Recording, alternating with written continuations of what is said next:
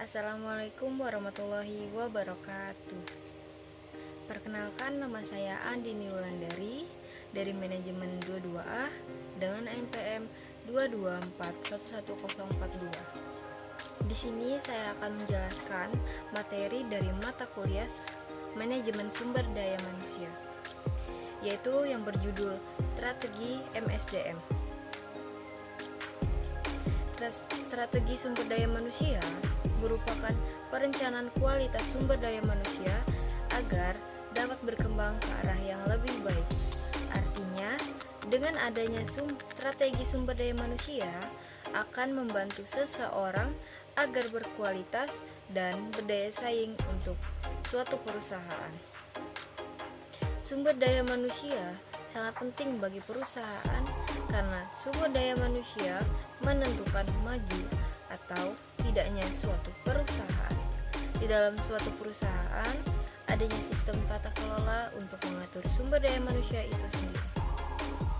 Sistem tata kelola tersebut merupakan manajemen yang ada di sebuah perusahaan. Manajemen yang dimaksud adalah manajemen sumber daya manusia atau MSDM. Manajemen sumber daya manusia merupakan upaya perusahaan untuk mengatur atau mengelola sumber daya manusia yang dimilikinya dengan cara merekrut atau menerima karyawan, melatih, hingga memberikan kompensasi untuk karyawan.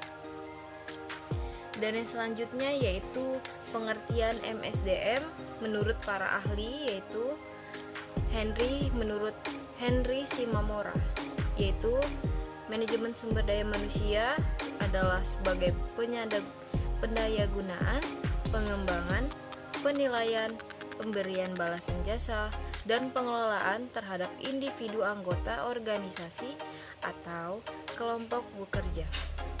MSDM juga menyangkut desain atau implementasi sistem perencanaan, penyusunan personalia, pengembangan karyawan, pengelolaan karir, evaluasi kerja, kompensasi karyawan, dan hubungan perburuan yang mulus. Dan menurut Ahmad S. Raki, yaitu MSDM berarti penerapan secara tepat dan efektif dalam proses akuisisi, pendayagunaan, pengembangan, dan pemeliharaan personil yang dimiliki sebuah organisasi secara efektif untuk mencapai tingkat pendayagunaan sumber daya manusia yang optimal oleh organisasi tersebut dalam mencapai tujuan-tujuannya. Dan ada pula slide selanjutnya, yaitu tujuan dari MSDM, yaitu yang pertama meningkatkan kualitas sumber daya manusia, yang kedua menjamin ketersediaan tenaga kerja untuk sekarang dan masa yang akan datang, yang ketiga yaitu meminimalisir kesalahan dalam tugas pekerjaan, yang keempat yaitu menghindari terjadinya kelebihan dan kekurangan tenaga kerja atau karyawan.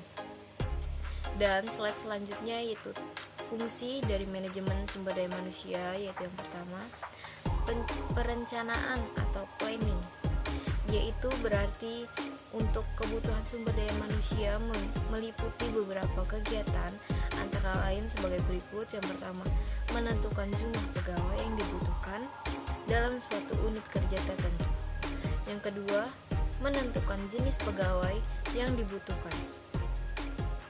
Yang ketiga yaitu menentukan jumlah pegawai yang akan dipekerjakan dalam suatu unit kerja tertentu.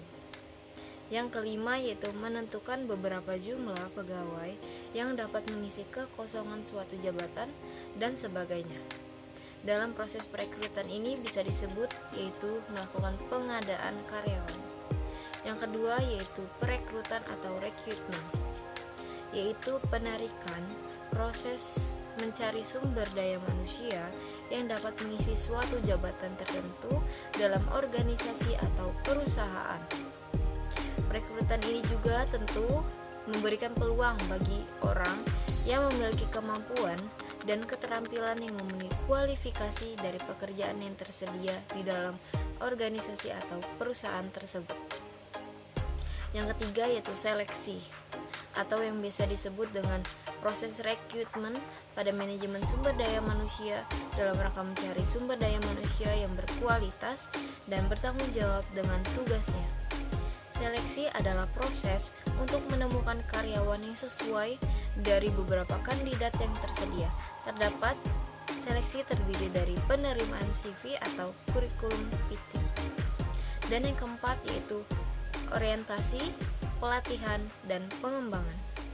Orientasi adalah proses pengenalan pekerjaan akan pekerjaan dan posisinya saat baru mulai bekerja atau dimutasi, serta saat terjadi perubahan penjabatan, biasanya mencakup proses sosialisasi dan program orientasi pegawai dengan beberapa tujuan, yaitu yang pertama mengurangi kecemasan pegawai, yang kedua memperkenalkan tugas seorang pegawai, yang ketiga memperbaiki ekspektasi pegawai akan pekerjaannya, yang keempat yaitu memperbaiki performa pegawai sehingga mengurangi kebutuhan pengawasan dan meminimalisir pengunduran diri.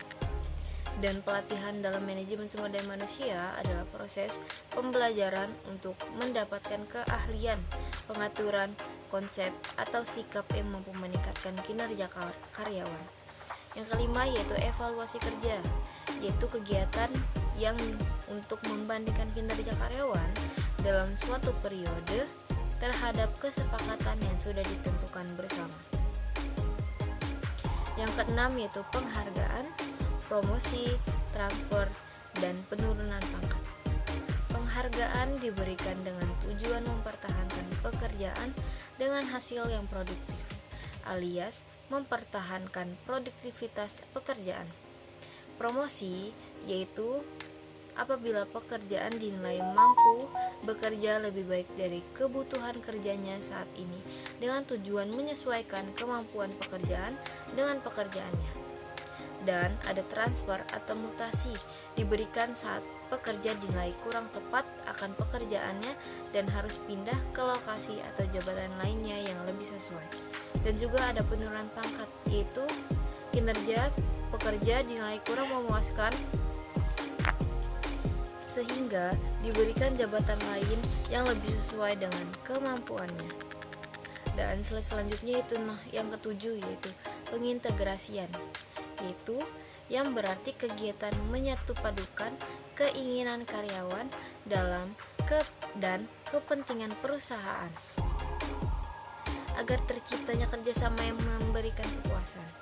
Usaha pengintegrasian dilakukan melalui hubungan antar manusia atau human relation, motivasi, kepemimpinan, kesepakatan kerja bersama atau yang disebut KKB, dan collective bargaining. Dan yang ke-8 yaitu pemeliharaan, yaitu yang biasa disebut maintenance, yaitu usaha mempertahankan dan atau meningkatkan kondisi fisik, mental, dan sikap karyawan agar menjadi tetap loyal dan bekerja produktif untuk menunjang tercapainya perusahaan. Yang ke-9 yaitu pemberhentian adalah pemutusan hubungan kerja seorang karyawan dengan suatu organisasi perusahaan. Dengan pemberhentian berarti berakhirnya keterikatan kerja karyawan terhadap perusahaan. Dan slide selanjutnya yaitu strategi pengembangan. Strategi pengembangan sumber daya manusia yang dapat dilakukan oleh perusahaan adalah sebagai berikut, yaitu memberikan kesempatan pada setiap karyawan untuk menyalurkan ide atau gagasan pribadi mereka, yaitu karena di dalam suatu perusahaan karyawan juga berkontribusi dalam mengembangkan perusahaan atau sebagai roda penggerak suatu perusahaan, sehingga ide dan gagasan dari setiap karyawan juga perlu didengarkan dan dipertimbangkan. Memberikan penghargaan atau reward kepada karyawan yang bertujuan untuk membuat karyawan lainnya agar termotivasi untuk menjadi lebih baik, Hal tersebut nantinya akan memberikan kontribusi besar terhadap perusahaan dalam pengembangan perusahaan. Mengadakan program pelatihan bagi karyawan. Ada beberapa jenis pelatihan dan pengembangan SDM yang dapat dilakukan. Di antaranya adalah skill training, retraining atau pelatihan ulang, cross functional training, team training, and creativity training.